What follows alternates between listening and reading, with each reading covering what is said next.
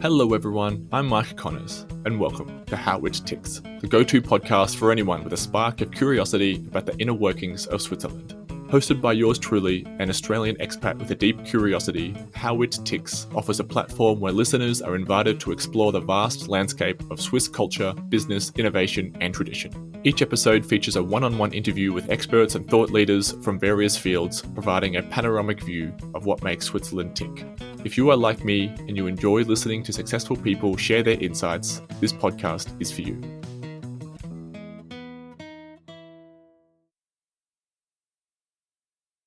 In this episode, I sit down with Hannes Gamper, a robotics engineer at CERN, to explore the cutting-edge world of scientific and engineering innovations at one of the most prestigious research centers in the world.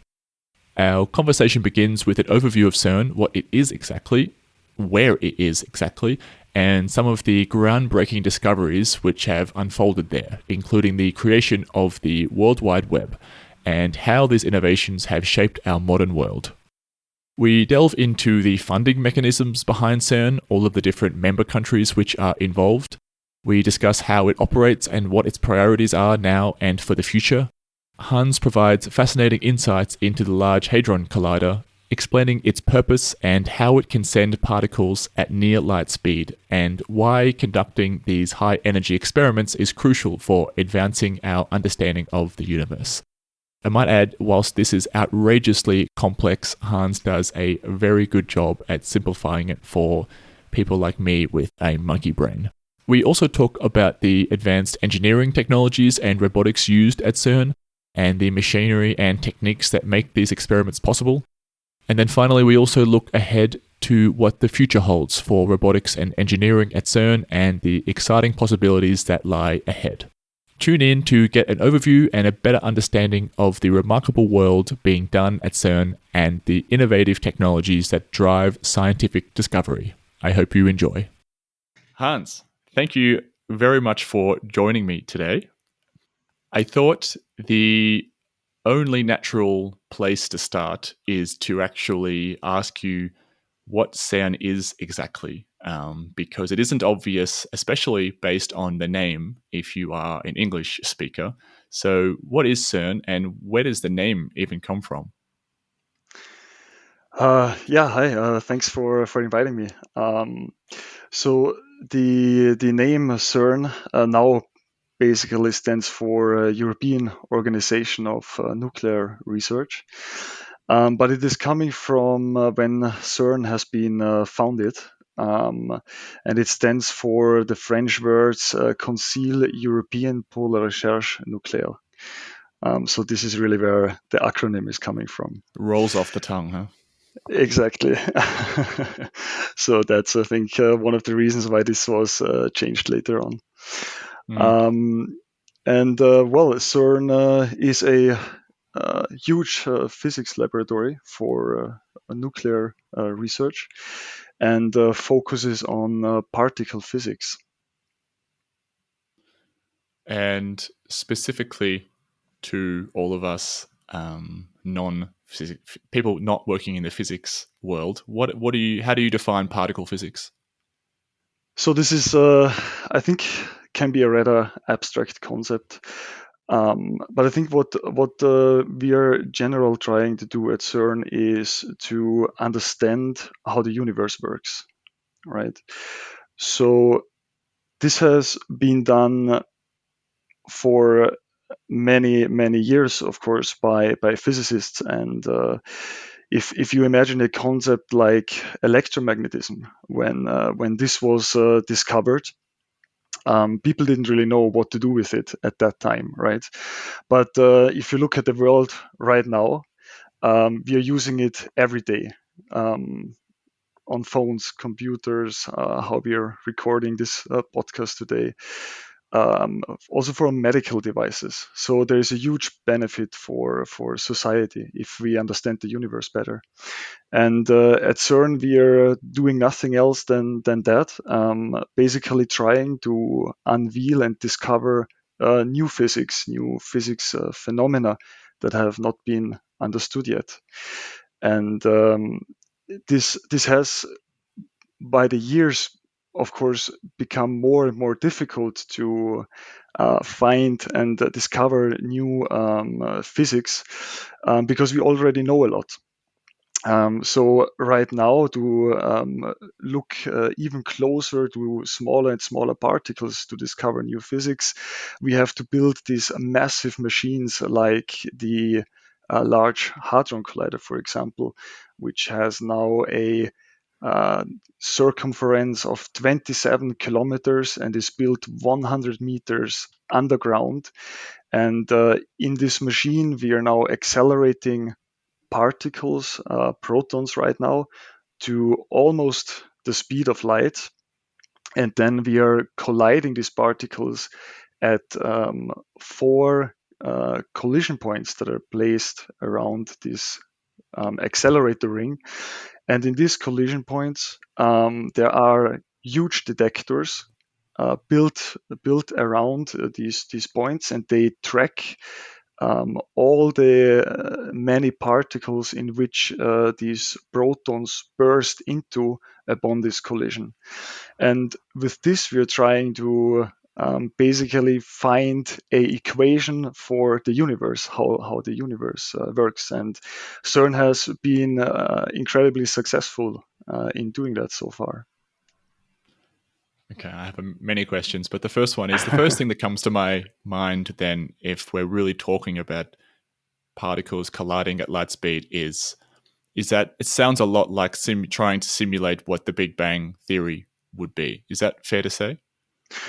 Yeah, that's exactly one of the states that can be created in these collision points. Yes. Hmm. So this is also very interesting. I mean, from many different perspectives. There are many particles that the universe consists of so far as we have figured out, and we can look at all kinds of these different particles, understand a bit better their behavior, their properties, and then update our equations. So this is a bit the process, and there is of course a lot of technology behind that in order to make these particles when they fly away from this collision point, in order to make them visible. Hmm. Before going into some of the specifics of what's being tested and then also what you're working on, I wanted to ask you about a particular time in my life that I want you to help justify. In either 2008 or 2009, when I was in high school, I was at a very rural country town in southeast Australia, and there were teenage girls sitting on the ground crying because they thought the world was going to end. And they thought the world was going to end because there was some news of some space lab in Europe trying to simulate a Big Bang. And that sounds like a pretty big dot to join from what you've just explained goes on there to what that story was. How is it possible that the news? Do you have the world's worst marketing team? How did that happen? Yeah, that's an interesting story. Yeah, so I think the what people were worried about is that CERN would potentially create a black hole. This would grow further and further, and ultimately swallow the entire planet. That sounds right. Um, but this is not the case, of course. But it was indeed back then um, a topic that went viral, and be, became a bit of problem for CERN. So because CERN, of course, depends on um, the input from all the member states, right? It is funded by tax money essentially. So it is really important for CERN to explain to the general public what is happening, what is going on, and this topic was then taken over by the public outreach of CERN, and they actually launched a study put together a few scientists and physicists to look a bit closer into this topic and to publish a study on it, a detailed study, why this cannot happen, and to prove that we are safe. So, so basically, I think the argument before this study was always that these collisions and these interactions that we are creating at the Large Hadron Collider, they are happening many times every day in our planet due to cosmic radiation, and these collisions are even more energetic, and the planet is safe so far, but this was considered then to not be a good enough argument. So there was a study launched, and the result was that it could potentially be possible, even if very unlikely, to create so-called quantum black holes. So very tiny black holes, which would be unstable though, and could never grow to something that we know in interstellar space. And so there is no danger in that. Okay. Even And then actually, if the newspapers ran with it, really, I guess, once I hear that. yeah. But it would actually, if it would happen, it would be incredibly interesting. We would be able to learn a lot from that about gravity, for example, which is one of the forces we don't know enough about yet. Hmm. Talk to me about the history of CERN. So it's been around for quite some time, and there are quite a few, like you said before briefly, quite a lot of pretty incredible and impactful inventions or things we take for granted now really came from there. What are some of the big ones that come to mind when you think of the history of CERN? Yeah, there indeed there are many. So if we want to look at it from a physics perspective, there have been 3 Nobel Prizes awarded that were closely related to the machines and the laboratories at CERN. So there were 2 of the bosons were discovered. I think there was a Nobel Prize awarded in 1972, and there was another Nobel Prize awarded in 1983 on the discovery of neutral currents. And the last Nobel Prize was awarded for the discovery of the Higgs boson, which you probably have heard. This was quite a huge discovery because it actually completed the so far best model of the universe we have, which is called the standard model of particle physics. So this was a huge discovery.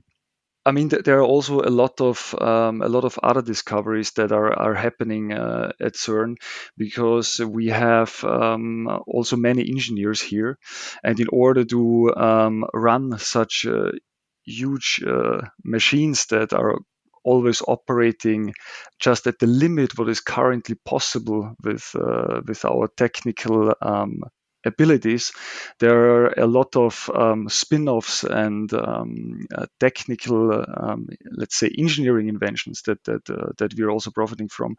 So there was, for example, the World Wide Web was discovered at CERN, or I have to say invented at CERN by Tim Berners-Lee, which found the need to just have a sort of general storage for all this data they had to deal with at CERN that they created with all the experiments, and to allow people to access this, right?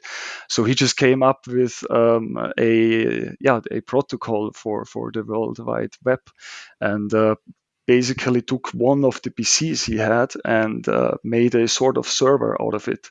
So there's still one of these prototypes is in a museum at CERN, and it looks very funny because there is this old huge box of a PC, and it has a sticker on it that says, "Please do not turn off. This is a server," because people were not really familiar with the concept yet, right? So these things happen regularly. A more recent discovery was or an invention was the proton therapy, which is meanwhile used in hospitals to treat a tumor that is a brain tumor, which is at a very difficult spot in the brain to access, so where a surgical removal would be very difficult. And on the other hand, a radiation therapy damages a lot of the tissue around this tumor, which you, of course, do not want. So there is now a proton therapy, which essentially uses the exact same concept as we have it at CERN, where you accelerate these protons and you position a patient with a robot exactly into this proton beam, and this allows you to deposit the energy in a very concentrated area, so just where the tumor is, and so you have a very precise destruction of tissue, only the tumor tissue. So these are some of the let's say in inventions that originate from trying to create such a experiment at CERN. What's the scale like down there? I mean, you mentioned the physical size of the Hadron Collider, but in terms of the amount of people that are down there, the number of nationalities, the size of the office, can you sort of paint a bit of a picture?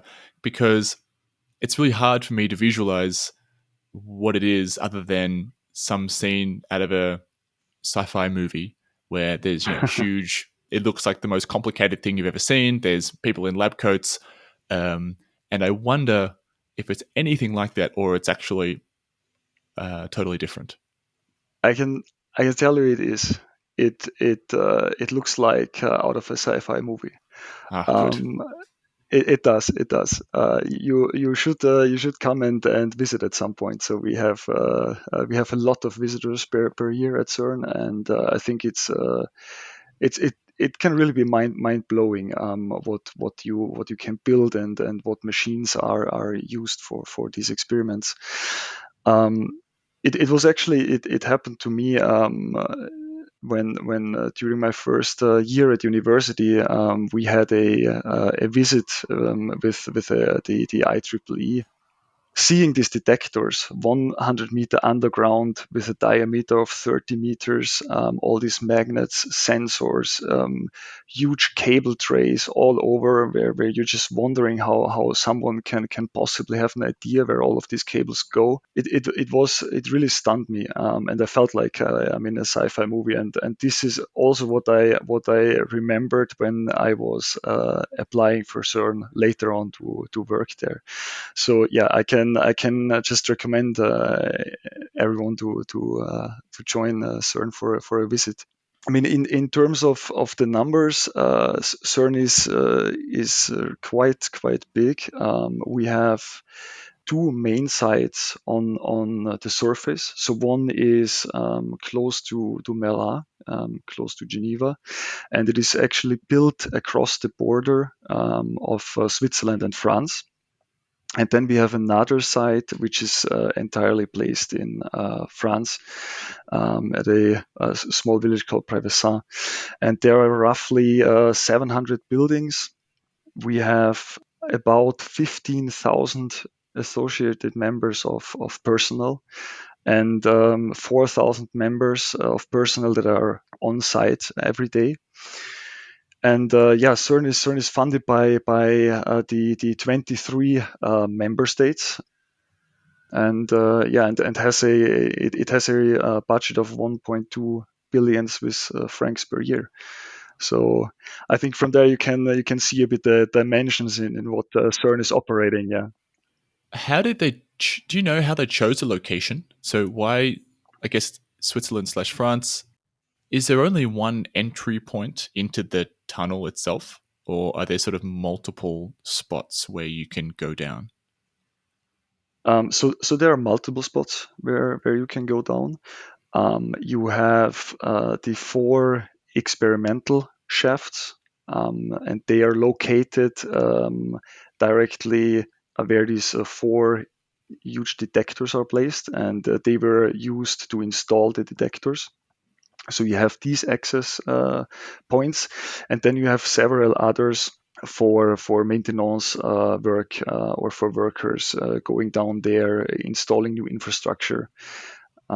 So yeah, there are a few access points. It is actually quite interesting when we are being called to a intervention, for example, and we are sitting in one of the main sites. It can happen that we have to drive all the way to the other side of the LHC accelerator.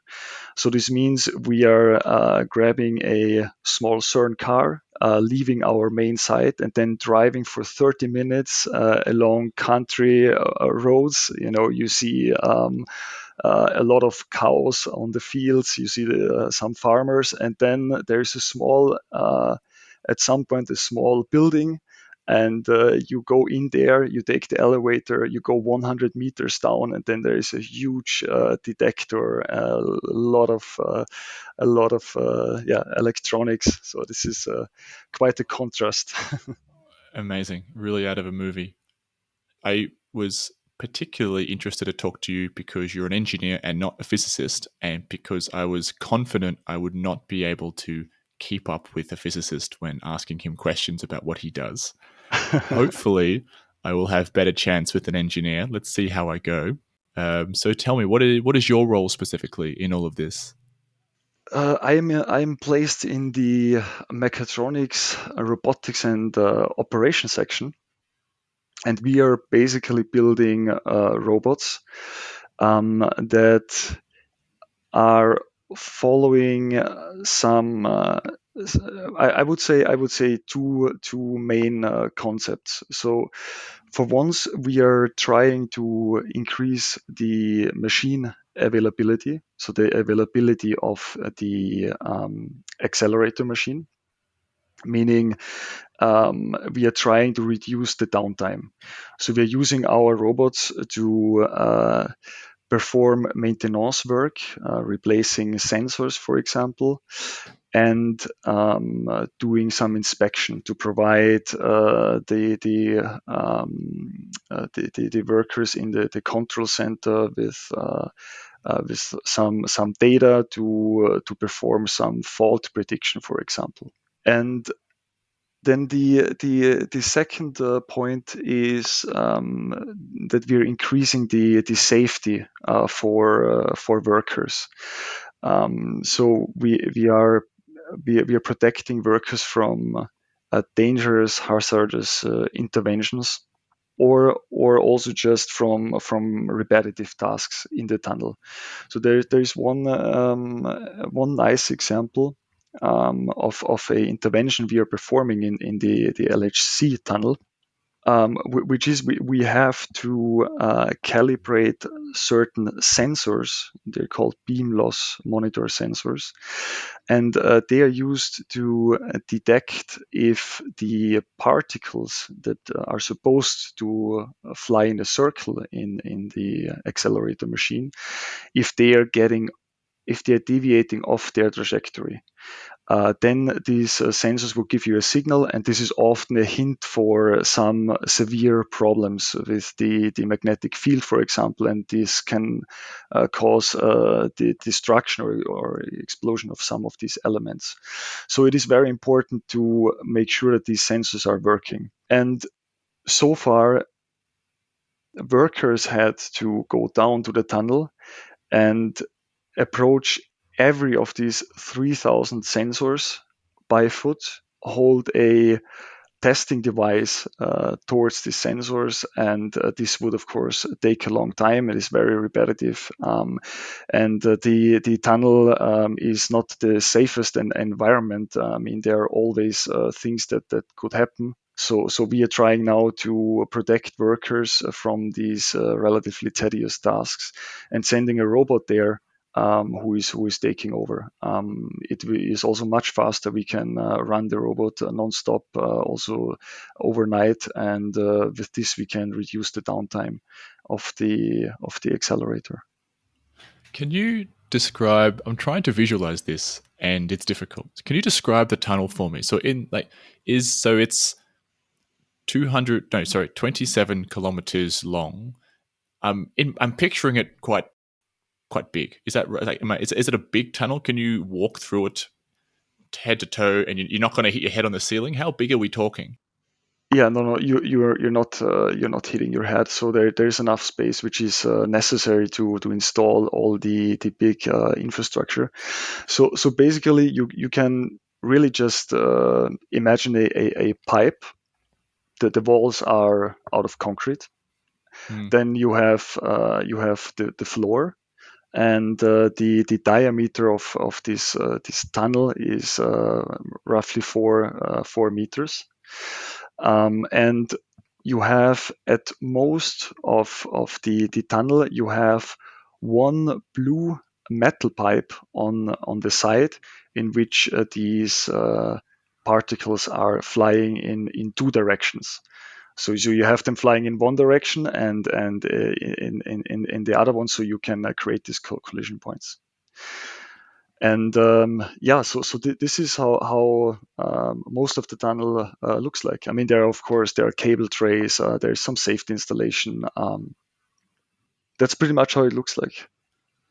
And I'm guessing these particles are very, very small. So you're essentially everything you're working with, you can't see.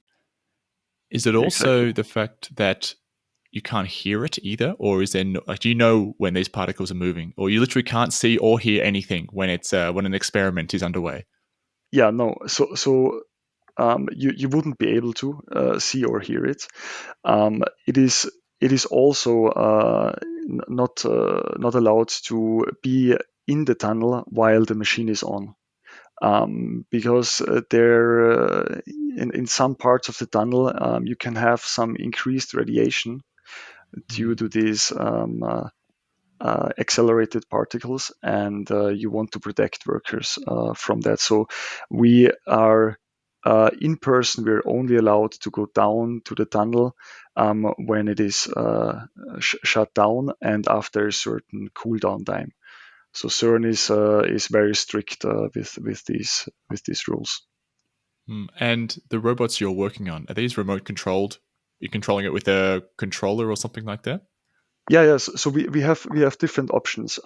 We are trying to automate our robots as much as possible, of course, so that there is very little interaction with a operator required. But then there are also some scenarios where we are getting called by another section at CERN, and they, for example, read a bad signal from one of their sensors. So they are calling us to check the situation. So we are going there, and we do not know exactly what we will find and what we're supposed to do.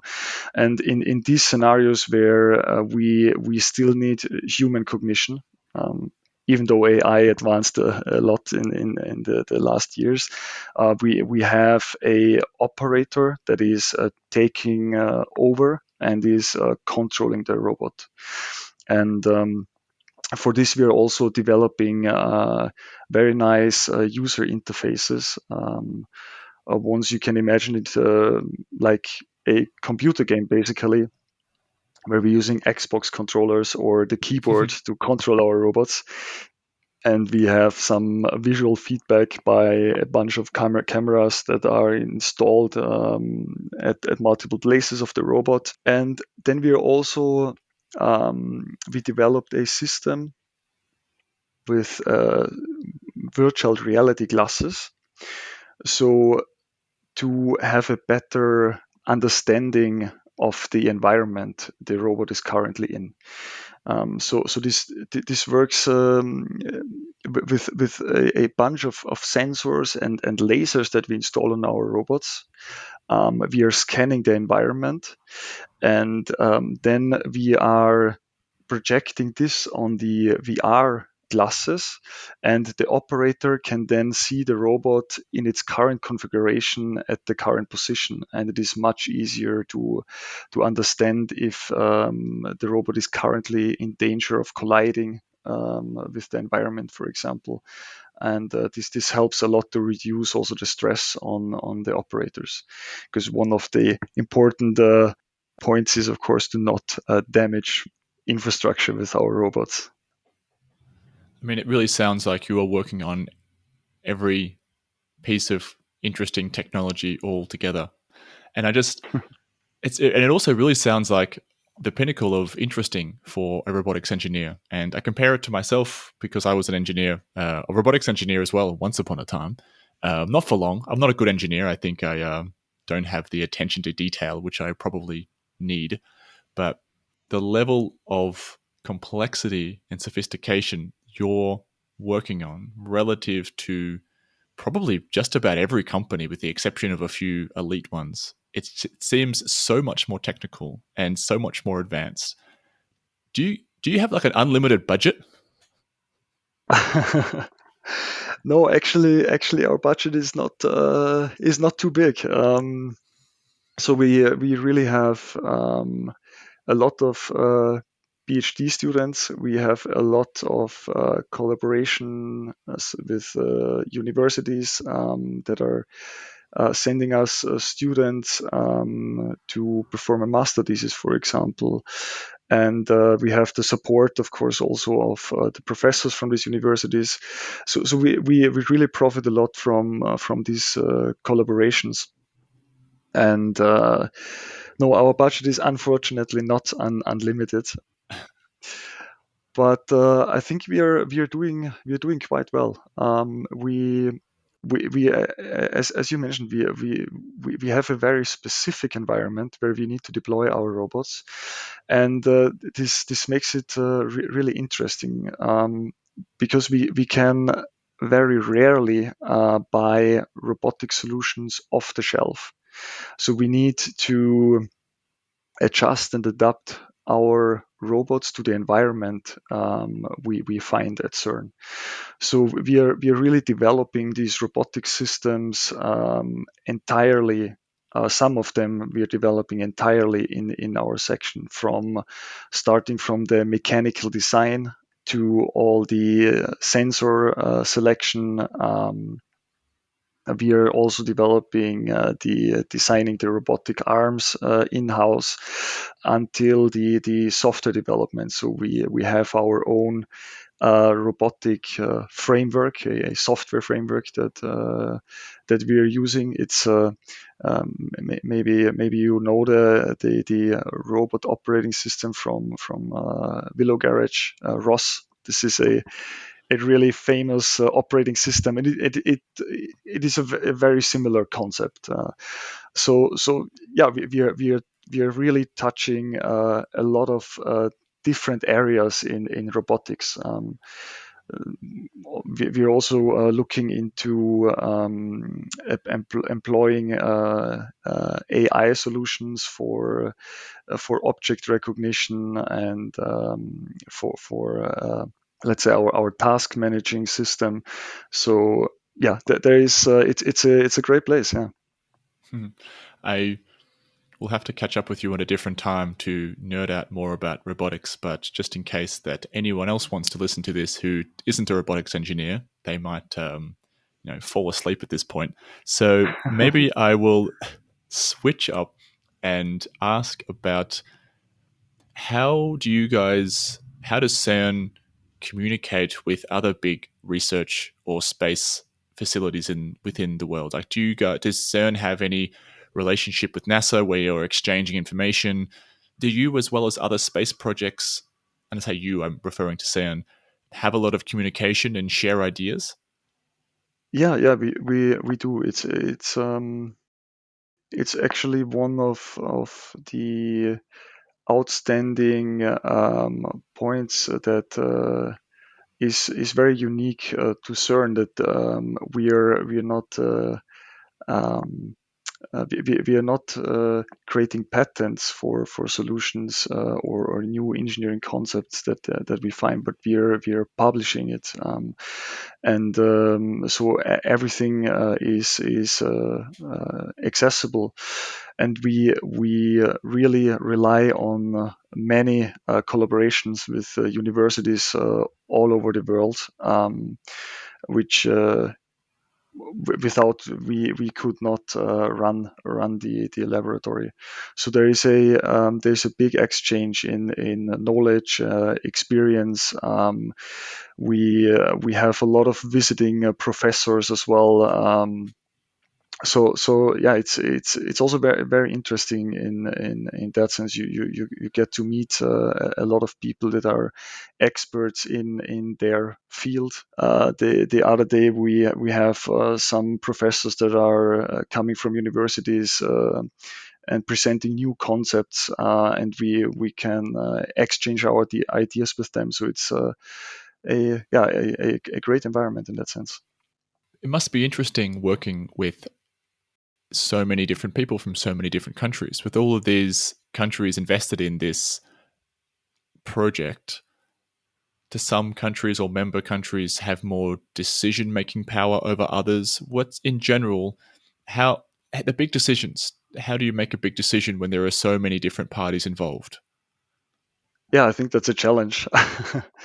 um, I'm probably not exactly the right person to answer that Mm. question. I think this is something that is probably more like happening on a management level. But the all the member states, they are being frequently updated, of course, on the activities at CERN, or on future experiments that CERN would like to set up, and they have to agree on that. I mean, there are also European institutions that are consulting CERN, giving directions for CERN. So it's not CERN is not completely free in to decide in what direction we would like to move. So there's a lot of negotiations ongoing, definitely. Okay, so maybe let's talk about what's the future. The new collider. Tell me about that.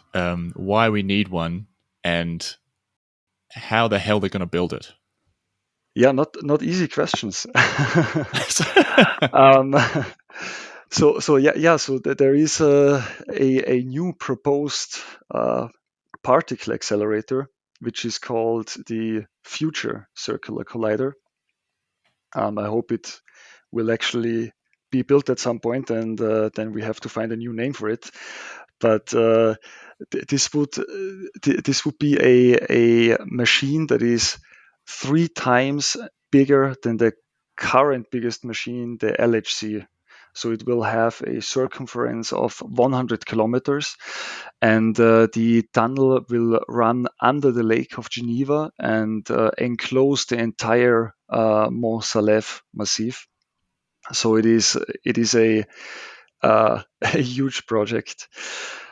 The reason for this is why we need the FCC, is that the standard model of particle physics, which I was already talking about, can not describe everything yet that we know exists in our universe.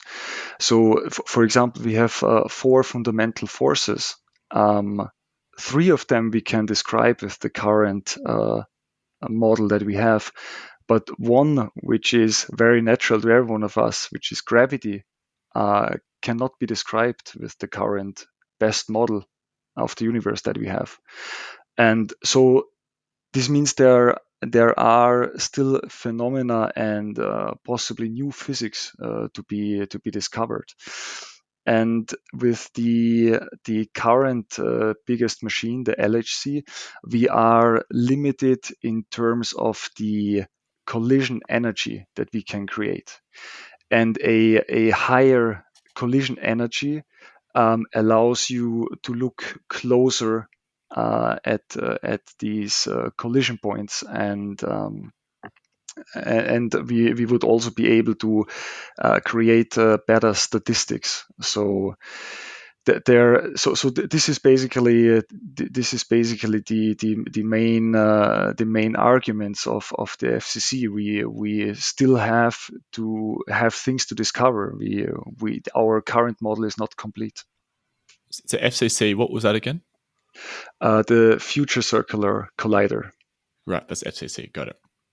When the goal is to generate more collision energy, the way to do that is to make the particles go faster. Is ultimately what can the big one do that the smaller one can't? What's limiting at the moment? Is it speed? Well, it's related to speed, but the particles in the LHC, they are already very, very close to the speed of light. And you cannot go faster than the speed of light, but you can still increase the energy of the particles. So there is almost no increase in the speed anymore, but we can still increase the energy of these particles. So that would just be increasing the mass of the particles. Yeah, this is I realize I'm right? probably simplifying it so much that it's probably not quite right, but I'm just trying to wrap my head around it. Yeah. So that's essentially it. And then you also need, if you increase the energy even further, you also need a higher acceleration to keep the particles on the circular trajectory, and that's why the circumference is increasing. I don't know how easy or difficult it will be to answer this, but are you able to try to explain to me what is the machine doing which shoots these particles out so fast? Like, this machine has to generate so much force or so much energy, but in such a small. I'm trying to. If these particles are, I can't even visual. Like, they're so small you can't see them. Yeah. So this is very unique machine which fires out these particles which are so small you can't see them at that speed. What does that machine look like? I can maybe try to walk you through the process of taking hydrogen gas and ultimately colliding protons in the detectors. So I think this is maybe a I will be simplifying things a bit, but That would be great. so basically everything starts with a bottle of hydrogen gas. So you can imagine this a bottle not much bigger than a scuba diver would be using. Then you're taking out a bit of this gas and you're ionizing it, creating a plasma by increasing the temperature. So essentially, you're separating the proton in the core from the electron. Then with electric fields, you are attracting the proton and extracting all the protons from this from this tank, let's say. And then the first step is sending these positively charged protons into a linear accelerator. So these are a bunch of devices that switch the electric field and push the protons forward linearly. Mm-hmm. And after this linear accelerator, they are being injected in the proton synchrotron, which was one of the first circular colliders at CERN. It has 600 meters of circumference. From this one, they are then being injected, so that they are being again more accelerated in the proton synchrotron. Then extracted and injected in the superproton synchrotron with 7 kilometers of circumference, accelerated to even higher energies, and only then they're being accelerated into the LHC. So now we have these particles in the Large Hadron Collider, and they are now flying in on a circular trajectory, which is achieved by so-called dipole magnets. And most of the tunnel consists of these dipole magnets. These are these blue pipes that I mentioned. You can see when you're standing in this tunnel, and they are creating a very high magnetic field, which produces enough acceleration towards the center of the circle to keep the particles on a circular trajectory. So it's actually very interesting that most of the accelerator is actually not accelerating the particles. Most of it is just trying to keep the particles on a circular trajectory. And actually, at only one point where we are using so-called radio frequency cavities, the tunnel is flattened, so it is not bent in a circle anymore, so that you do not need to provide this acceleration to keep them on a circular trajectory. So there is a straight section in the LHC, and on that straight sections with these radio frequency cavities, we are then forward accelerating the particles and increasing the energy. Will this collider remain on for a long period of time as they go around, or if it's just a single collision that's being measured, is the whole thing over really quickly? No, so actually, when I'm speaking about particles in this accelerator machine, it's actually more like a bunch of particles, because it would be incredibly difficult to have really two single particles and trying to collide them, because Yeah, I believe it. exactly. So what you're actually doing is you have sort of two clouds of particles Okay. that are then intersecting, and you are producing a bunch of collisions. And physicists and engineers are constantly trying to increase this number of collisions, because that's how we get more data and more statistics. You did a good job. That's not bad. That helped me a lot visualize it. Thank That's you. good. And I guess just that last thing. So when we talk about a linear collider, so that's we're talking about something in a straight line as opposed to a round one. That's what we mean when you say linear. Exactly. The yeah. So there are these are two different concepts. You can you can have these particles going around on a circle or linear. The disadvantage of a linear collider is that you can have only one collision point, so you can only have one experiment in the middle. Whereas on a circular one, we are now, for example, at LHC hosting 4 experiments, which helps to also validate the data or the measurements of another experiment, for example, to increase the certainty again of what we measure. And what's the frequency of these experiments? So you switch it on, it runs for a while, and then you switch it off for the next X period of days, weeks, months to process that experiment, figure out what happens, make sure the machine is in good condition for the next round. There's a sort of cycle of experiments? Yeah, exactly. So it actually takes quite a while to start up the accelerator. I mean, even if you imagine the magnetic field that I mentioned, that is necessary to keep the particles on a circular trajectory. In order to create these high magnetic fields, we need 18,000 amperes of current in magnet coils, and in order for these magnet coils to not melt because of these high currents. We need to cool them down to 1.7 Kelvin. So it's very, very close to the absolute zero.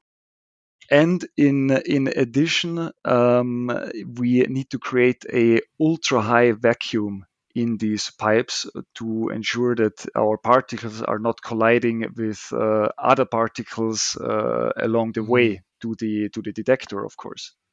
And so just even ramping up the LHC, for example, just to create this ultra high vacuum, the pumps that extract the atmosphere need to run for 2 weeks.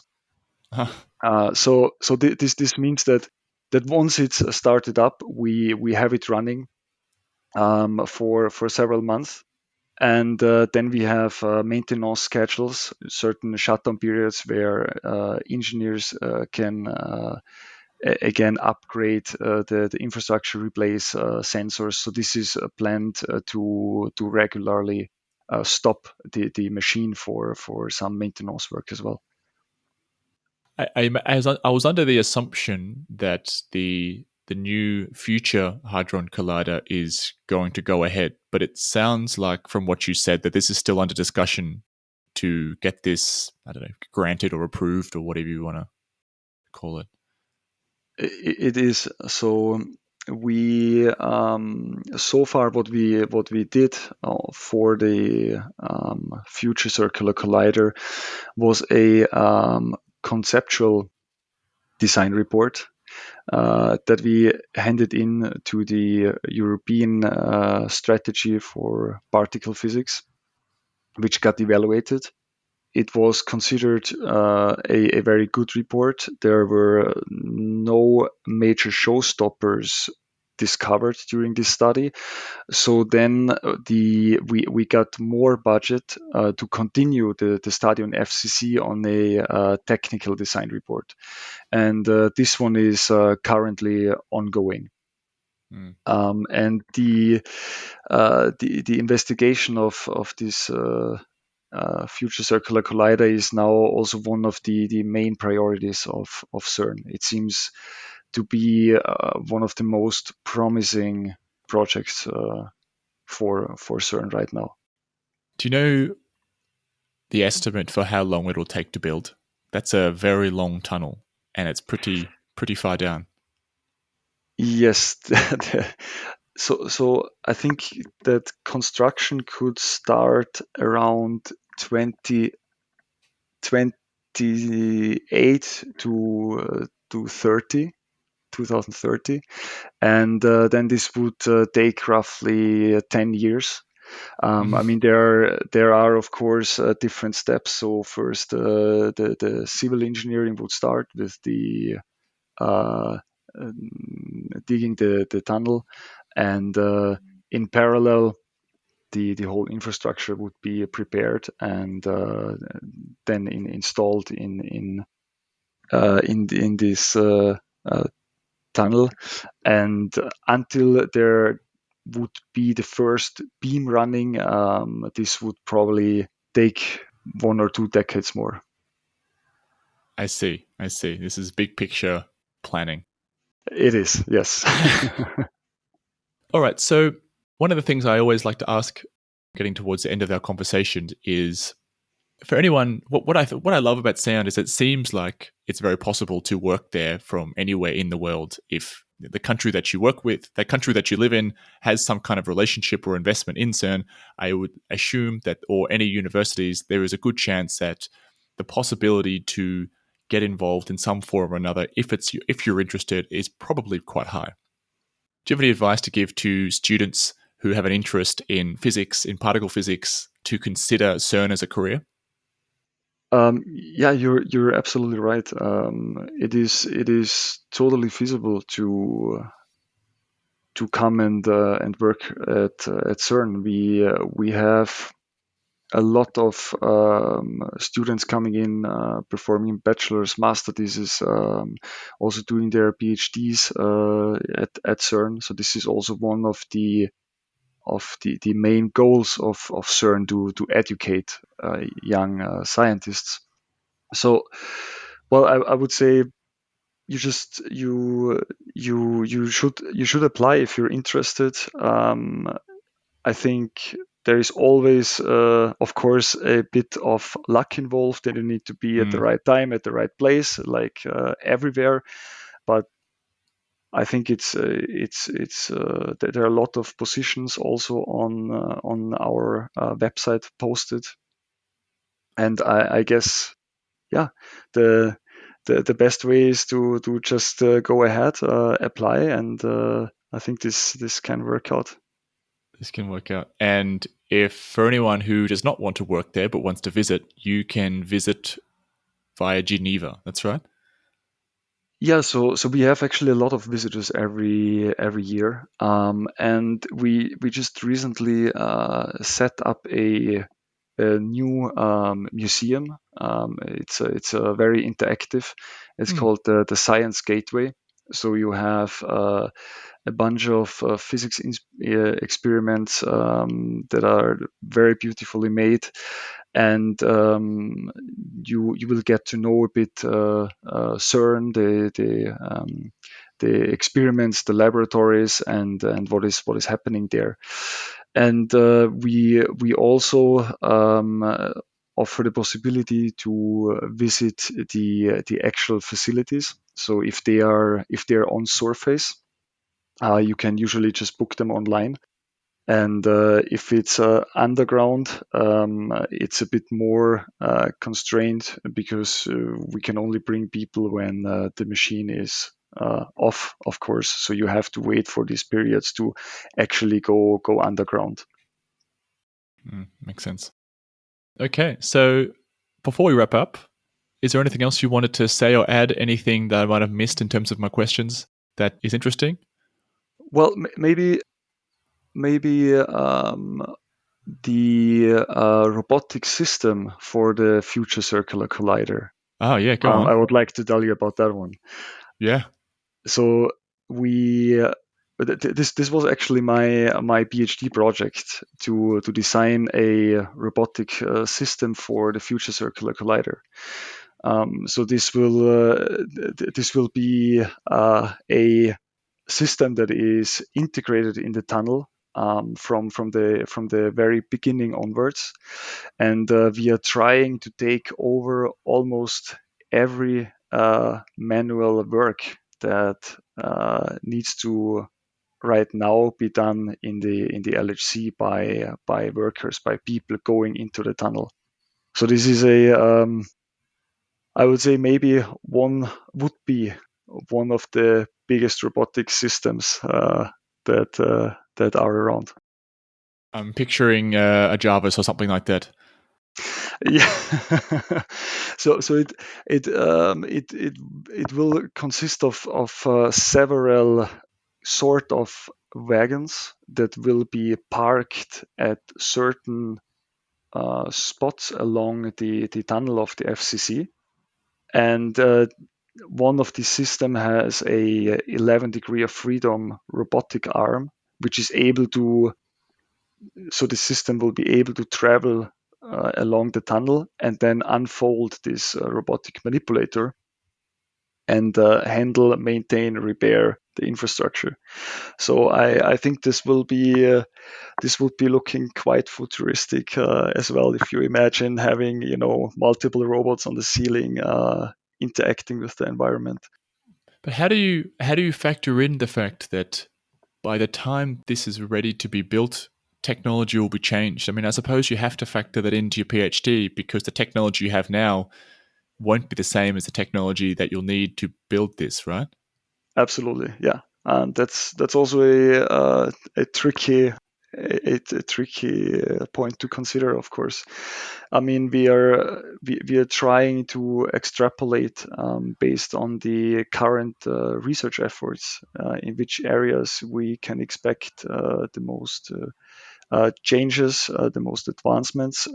We are considering this, and then at the same time you have certain parameters which we know will not change. So we can, I would say, estimate it relatively well. We can focus on the components and the areas where we know there will not be a lot of change. We can develop these a bit more in detail, whereas we need to leave other areas a bit, let's say, for the future, where we just, for example, the power supply. Right now, there is a lot of research ongoing for energy storage. So we are not focusing now to reduce a battery pack to a smaller size, or we are not investing too much time into seeing how we can integrate a battery pack. We are for now, for a prototype where we're performing our tests, we are using a fixed power supply to the system, because we say, okay, this is very likely to significantly change. So we are not right now looking into that in detail. What are the things you are confident will not change?